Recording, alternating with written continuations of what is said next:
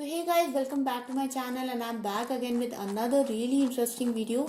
Guys, this video is also part of my Kotlin Basics series. Today we are going to continue from the previous video. In the last video we studied about the main function, and today we are going to learn more in details about functions in general. But before starting the video guys, I again want to request you to please do subscribe to my channel for more such programming related content. Hit the bell icon for future notifications. Write down in the comment section below anything you want to say to me. All comments are welcome. And also guys, give this video a big thumbs up and share it with your friends as well. Now without delaying it any further, let's get started. So guys, as you can see on my screen, I have already created a hello kotlin.kt file. So as I told you in my previous videos that you can create a Kotlin file like this. Just go to file, just right click on your Kotlin folder, new, and then Kotlin class and file. And once you have created this file, you have to write this function, main function, fun main args array string. Actually, you don't have to mention the args if you are not using it, so let's not mention it. And whatever you write in your main function will get executed first, because main function is basically the entry point for the execution of your program. So when I create my main function, and if I start running it by pressing this green button, you can see that my code gets executed. Now we want to create some other functions. For example, I don't want to write my entire code inside this main function, right? I want to make my code more readable, and I want to reduce the redundancy by creating one function and calling it everywhere. Okay. So for example, I want to print this hello world, but not in the main function directly, but through some other functions. For example, I can create a function called as print hello, and this function is just printing the hello world string. Okay.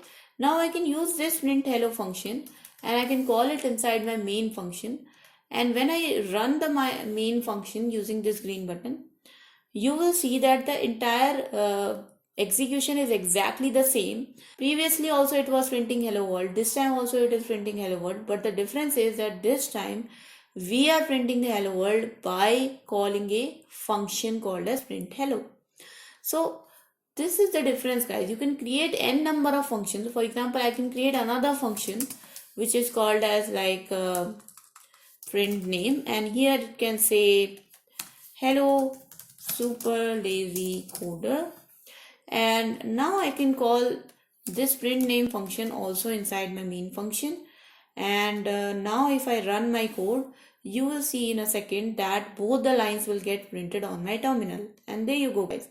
So that's the power of function. You can create a function like once, and you can like call it like multiple times, and you can call n number of functions inside your main code, and it's pretty handy, right? And it's really easy to create these type of functions.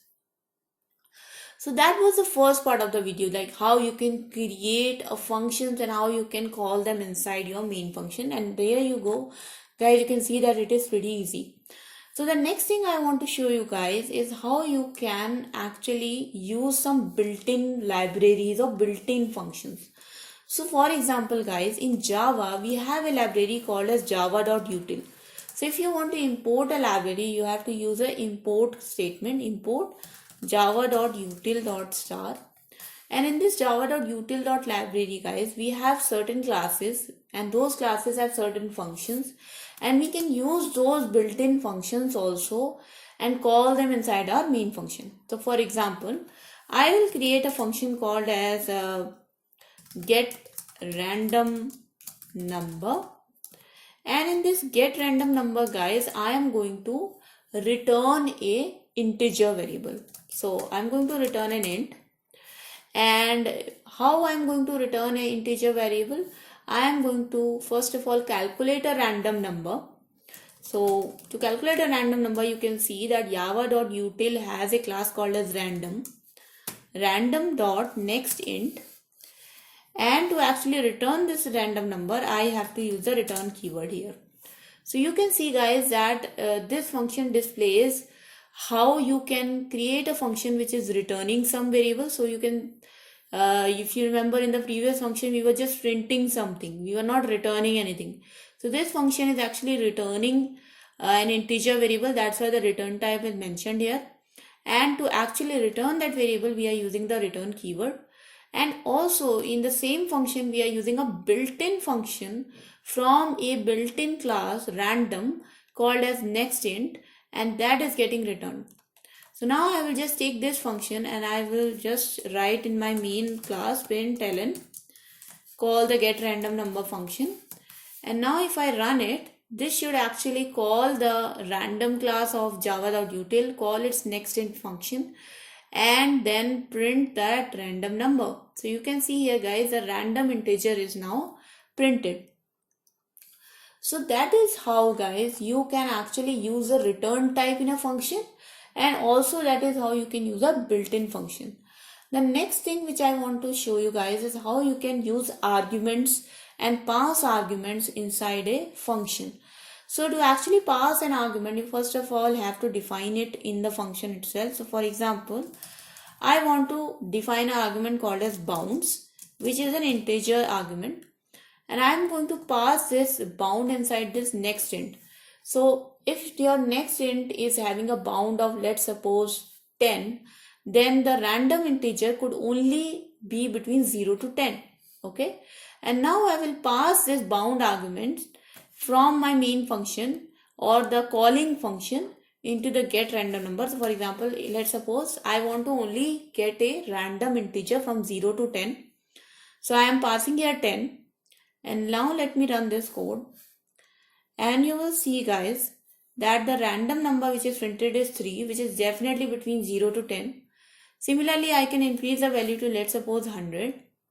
And now if I run the code, you will see that the random number is from 0 to 100. So that's the thing guys, that's the way you can declare and pass arguments inside a function. Obviously guys, there could be only one return type of a function, but there can be multiple arguments you can pass inside a function. So for example, I can pass something called as mult, and this is the value with which we want to multiply our random integer. So for example, I want to get a random integer between 0 to the bound value, and then I want to multiply it with the mult variable. And here let me make that I want to double it. Okay, okay, there's a typo, but we don't have to worry about that.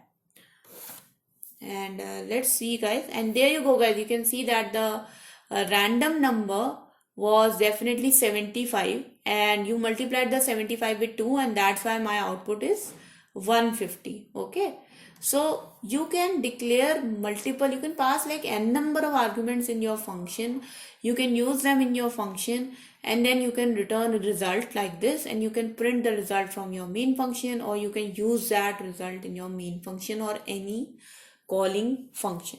Okay, so that was the video guys. In this video I wanted to show you multiple things about functions, how you can create them, how you can pass arguments into them, how you can return things from them, how you can use a built-in function, the built-in classes.